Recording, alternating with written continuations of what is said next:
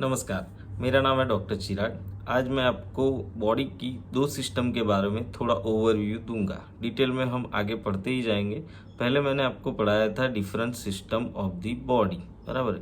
उसमें दो सिस्टम थी, एक हीमोपोएटिक यानी ब्लड, ब्लड एक सिस्टम है। दूसरी सिस्टम है अपनी रेटिक्यूलो एंडोथेलियल सिस्टम।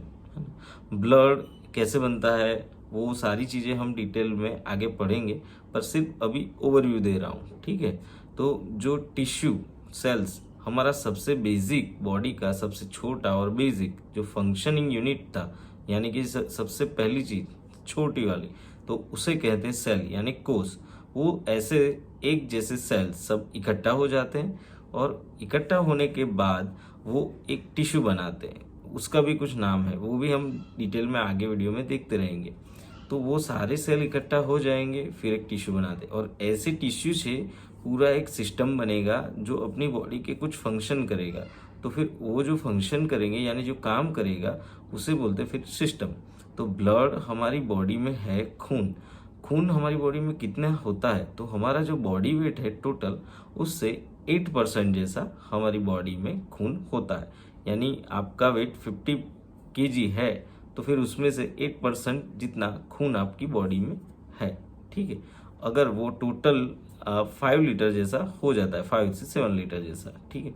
तो ये जो ब्लड है उसमें क्या क्या चीजें होती है, तो उसमें दो यूनिट अलग अलग यानी दो पार्ट होते हैं कि एक सेल्यूलर एलिमेंट यानी जिसमें सब सेल्स होते हैं, सब इकट्ठा ही होता है, पर उसमें क्या क्या होता है, तो एलिमेंट्स में सेल्यूलर एलिमेंट यानी कि सेल यानी कि कोष, और दूसरा जो होता है प्लाज्मा एलिमेंट। प्लाज्मा एलिमेंट वो सब जो हमारा मेटाबॉलिक प्रोडक्ट है, हमारे फूड स्टफ है, हमारा छोटे से छोटा सेल होता है, खुद से खाता है, खुद का साइज बढ़ाता है, उसका भी थोड़ा लाइफ स्पान है, थोड़े टाइम तक वो जिंदा रहता है, फिर खुद ब खुद मर जाता है, और वो मरने का मैकेनिज्म और उसके बाद उसका कचरा बन के मेटाबॉलिक जो सब होता है, और उसका जो फिर बाई प्रोडक्ट जो लास्ट में बनता है तो वो वेस्ट प्रोडक्ट। तो ये पूरा जो प्रोसेस है ना, वो सब कलेक्टिव जो मटेरियल होता है वो सब प्लाज्मा में इकट्ठा होता है ना।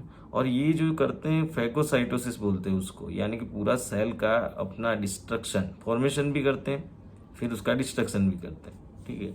तो ये जो सब फॉर्मेशन डिस्ट्रक्शन होता है ये यहाँ नहीं होता, ये जो कलेक्शन जो होता है सारा मटेरियल का वो सब ब्लड में होता है। प्रोटीन्स वगैरह सब, हॉर्मोन्स वगैरह सब, बाई प्रोडक्ट्स वगैरह सब, ये सब प्लाज्मा में होता है, ठीक है। थिक मटेरियल है ना, वो प्लाज्मा सेल्यूलर एलिमेंट नहीं है, जीवित चीज नहीं है, वो सिर्फ अंदर एक हमारा माध्यम जैसा हो जाता है, ठीक है। सेल्यूलर एलिमेंट में क्या होता है, वाइट सेल, रेड सेल और प्लेटलेट्स। जैसे हम लोग जब रिपोर्ट करवाते हैं तो खून की जांच में लिखा हुआ आता है हीमोग्लोबिन, उसके नीचे WBC यानी वाइट ब्लड सेल, एकदम से नीचे रेड ब्लड सेल्स, और सबसे नीचे वो प्लेटलेट काउंट देते हैं। इसके अंदर भी कुछ होता है रिपोर्ट्स में लिखा हुआ, पर वो जब हम सिस्टम पूरा पढ़ेंगे तब हम डिटेल में आपको बताएंगे। अभी का हमारा है वाइट सेल्स यानी सफेद कण, सफेद कोष। दूसरा है हमारा रेड सेल्स, वो ये लाल रखने का काम करता है, खून को जो लाल रखता है रेड सेल। इसमें हीमोग्लोबिन, क्रोमोप्रोटीन, ये सारी चीजें, ये भी हम डिटेल में पढ़ेंगे, ठीक है। और वाइट सेल जो होता है थोड़ा इन्फेक्शन के टाइम पे फाइटिंग जैसे रिएक्टरी करते हैं, है ना, वैसे ही वो थोड़ा बढ़ के भी आता है। ये भी हम आगे ही वीडियो में सब पढ़ेंगे। व्हाइट सेल हो गया, रेड सेल हो गया, वैसे ही थ्रोम्बोसाइट यानी प्लेटलेट्स, ये तीसरे टाइप के कोष यानी कि सेल है हमारे ब्लड के अंदर। जो खून हमारा जैसे आपको कहीं लगता है तो जम जाता है, तो ये जमाने का जो इजीली काम करती है वो सिस्टम के अंदर ये जो सेल है वो करते हैं, है ना। तो प्लेटलेट्स है, जैसे लेमन पब्लिक ने सुना होगा कि डेंगू में प्लेटलेट कम हो गए और खून बहुत बह गया, है ना। कि किसी किसी के प्लेटलेट बहुत कम रहते हैं तो कभी भी लगता है तो खून बहने लगता है, तो उसका वो फंक्शन भी है ना। जैसे RBC का कुछ छोटा सा लाइफ स्पान है, उसमें वो हीमोग्लोबिन यानी रेड रखने की जो खून को, वो क्रोमोप्रोटीन, हीमोग्लोबिन, वो सब होता है। व्हाइट ब्लड सेल में जैसे मैंने बोला कि वो थोड़ा फाइटिंग एक्शन में, थोड़ा इंक्रीजिंग यानी कि ज्यादा पैटर्न में आता है जब कोई इन्फेक्शन आता है बैक्टीरिया की वजह से, तो है ना। और तीसरा जो प्लेटलेट है वो खून जमाने का। तो ये ब्लड का ऐसा 3 सेलुलर एलिमेंट, और वो जो दूसरा प्रोडक्ट है वो प्लाज्मा एलिमेंट, यानी दोनों मिला के एक खून हमारी बॉडी में घूमता है। तो अभी खून का यानी ब्लड का ये सिस्टम का काम क्या है? Oxygen transport. ये जो सेल्स हैं, है ना, आरबीसी, वो ऑक्सीजन कैरिंग करते हैं। हमारे फेफड़ों में अच्छा ऑक्सीजन आता है और कार्बन डाइऑक्साइड बाहर निकलता है, पर हमारी उंगली तक पहुंचाने का काम, हमारे पैरों तक पहुंचाने तक का काम, हमारे दिमाग तक ऑक्सीजन पहुंचाने का जो काम है वो ये खून के आरबीसीज वगैरह सब करते हैं। यानी सबसे पहला जो उनका बेसिक फंक्शन है वो ऑक्सीजन ट्रांसपोर्ट का है। अच्छा ऑक्सीजन, यानी कि कार्बन डाइऑक्साइड बुरा है उसे बाहर निकाल दिया, शरीर ने ऑक्सीजन ले लिया, तो फिर वो यहाँ से फेफड़ों से ट्रैवल करके पैर तक जाएंगे, है ना, ऊपर दिमाग तक जाएंगे। तो वो किसके साथ ट्रैवल करेंगे? ये सेल्स, और ये ब्लड में होता है। ये इसका बेसिक फर्स्ट फंक्शन।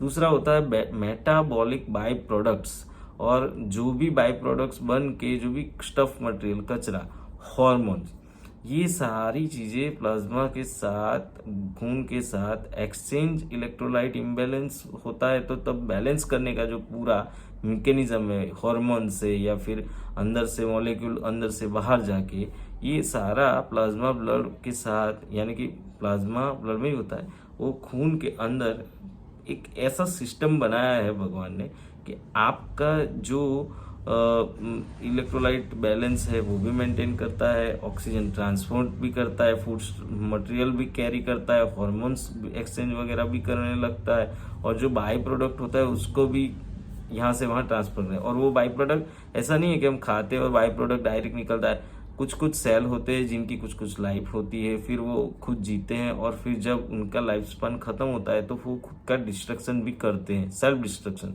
फेगोसाइटोसिस जैसा, जिसे फेगोसाइटोसिस बोलते हैं, यानी सेल का डिस्ट्रक्शन हो जाता है, ठीक है, यानी कोष अपने आप मर जाए। तो वो सब कलेक्शन, लेना, लाना, ले जाना, वो सारी चीजें भी ये ब्लड सिस्टम करती है। ये हुआ बेसिक ब्लड सिस्टम का ओवरव्यू। सेकेंड सिस्टम हमारे पास है रेटिक्यूलो एंडोथेलियल सिस्टम। ये नाम से ही पता चलता है कि क्या है, ठीक है। इसमें भी 3 टाइप के सेल्स होते हैं। ये फाइटिंग करने की एबिलिटी और सेल फॉर्मेशन की एबिलिटी, ये सारी चीजें, और इन्फेक्शन के अगेंस्ट जो भी हम एंटीबॉडी बनाती है बॉडी, ये जो काम है ये इसका है, रेटिकुलो एंडोथेलियल सिस्टम।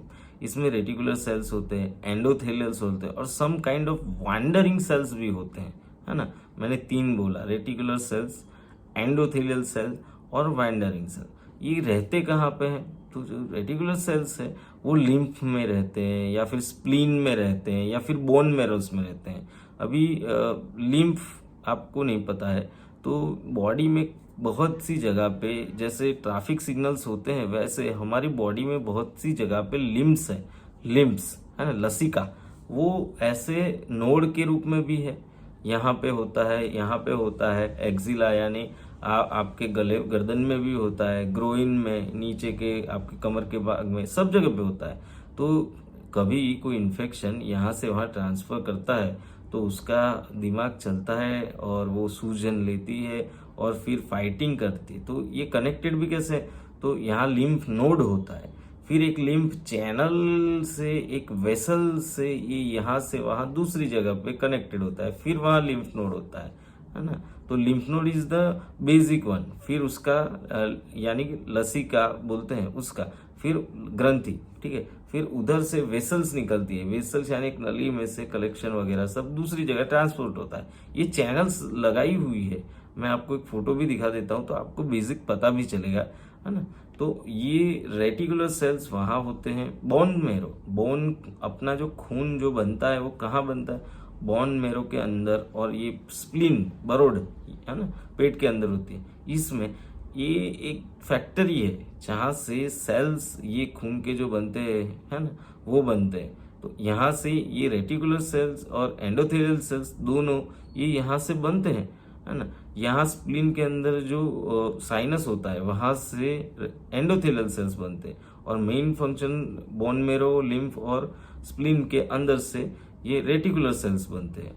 अब बचे जो वैंडरिंग सेल्स है, तो वैंडरिंग सेल्स क्या करते हैं? अपनी बॉडी के ब्लड के अंदर कुछ कुछ जगह पे सम प्लेसेस, ऐसा नहीं कि एवरीवेयर, वो फाइंड आउट होते हैं। और ये सिस्टम का पूरा काम क्या है, तो जैसे मैंने आगे बताया कि फैगोसाइटोसिस बोलते हैं। अगर कोई सेल है तो फिर वो जिंदा है, फिर उसे खाना चाहिए, पहले तो उसे पैदा होना यानी नया फॉर्मेशन, फिर उसको खाना पीना, फिर उसका डिस्ट्रक्शन। तो ये जो फॉर्मेशन और डिस्ट्रक्शन यानी फैगोसाइटोसिस का जो प्रोसीजर है, ये रेटिकुलो एंडोथेलियल सिस्टम अच्छे से चलाती है। और फैक्टरी में खून बनाना, ये सब इनका बेसिक काम है।